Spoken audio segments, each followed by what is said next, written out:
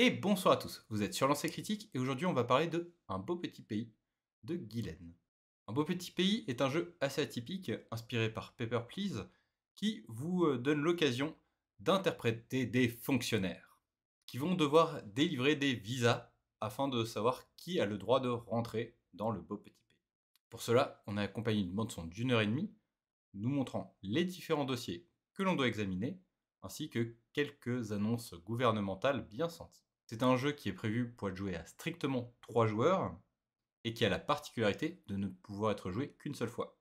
En effet, une fois que l'on a fait la bande son originale, eh bien on connaît déjà les dossiers, on connaît les annonces, donc le jeu perd de son intérêt.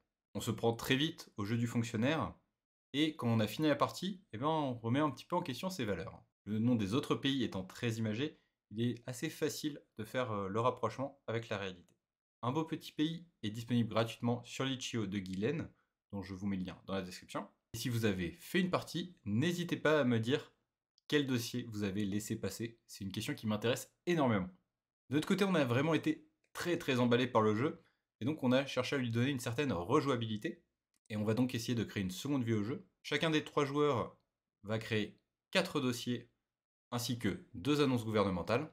Et on va créer une petite bande son avec 10 dossiers et 5 annonces gouvernementales tirées au hasard parmi celles que l'on aura créées. Si cette expérience est concluante, je n'hésiterai pas à vous en faire part, voire peut-être même à partager le fichier. En tout cas, c'est un jeu qui ne nécessite pas plus d'1h45 présentation du jeu et fiche de perso inclus.